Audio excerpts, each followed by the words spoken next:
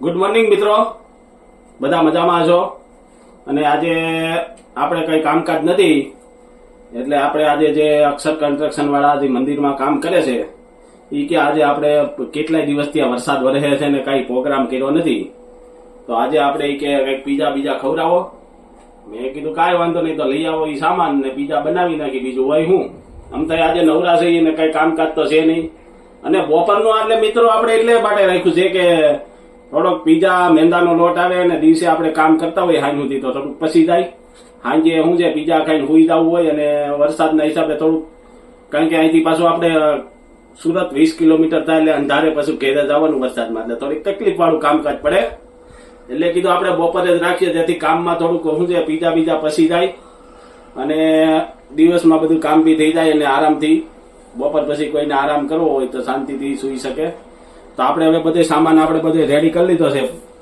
હવે તમે જોઈ શકો છો આપણી બધી વસ્તુ રેડી થઈ ગઈ છે. જે બી આ છે ચીઝ ક્યુબ, અને ક્યુબ મિત્રો આપણે એટલા માટે લઈએ છીએ કે અહીંયા ક્યુબ આપણે એટલા માટે લઈએ છીએ કે આપણને પરફેક્ટ માપ આવે પીઝામાં, કે ભાઈ એક પીઝામાં 2 ગોટી નાખવાની કે 3 ગોટી જે બી તમે નાખો ઈ ઓલું ગોટી લઈએ એટલે એમાં કોઈ માપ રહેતું નથી. આમાં પરફેક્ટ માપ તમને મળે કે એક પીઝામાં 2 ગોટી 3 ગોટી જે બી તમારા હિસાબે તમે નાખતા હોય એ નાખી શકો. આ છે બટર અને આ છે આપણે મોઝરેલા સીઝ અને આ છે શેઝવાન ચટણી, આ છે પીઝા ટોપિક, અને આ કોઈને તીખા અમારે તીખું ખાવા વાળા છે એટલે મરચી છૂટતી મરચી ઉપરથી આપણે નાખશું જે તીખું ખાતા હોય એના માટે.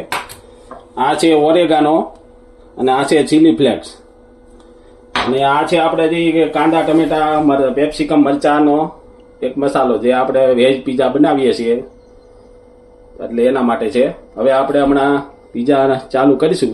પીઝા ટોપિંગ મસાલો અને આ છે શેઝવાન ચટણી, જેને આપણે બરાબર મિક્સ કરી અને એક લેયર બનાવી દઈશું.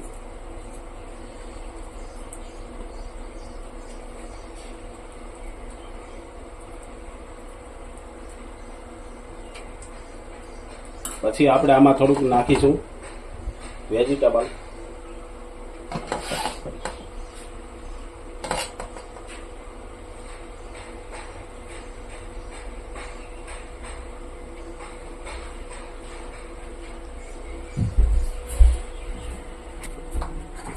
પછી આપણે આમાં ચીઝ ક્યુબ ઉમેરી દઈશું.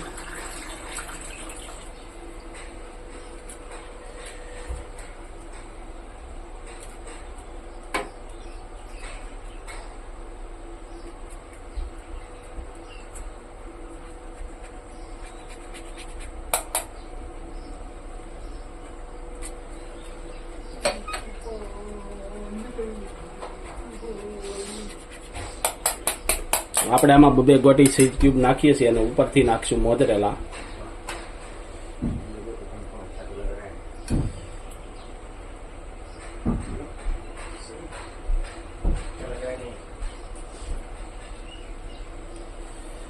અને આ ભાઈ આપણે જેનીશભાઈ તીખી મરચી ખાય છે એટલે આપણે થોડી તીખી મરચી પણ નાખીશું, એને તીખા પીઝા ખાવા છે.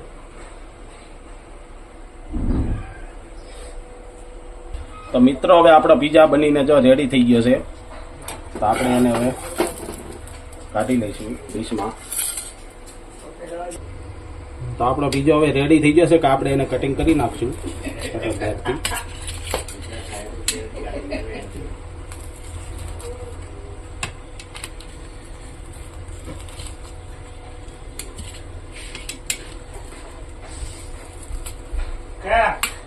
તો હવે આપણે આ પીઝો કુમારભાઈને આપીશું અને તે ટેસ્ટ કરીને બતાવશે.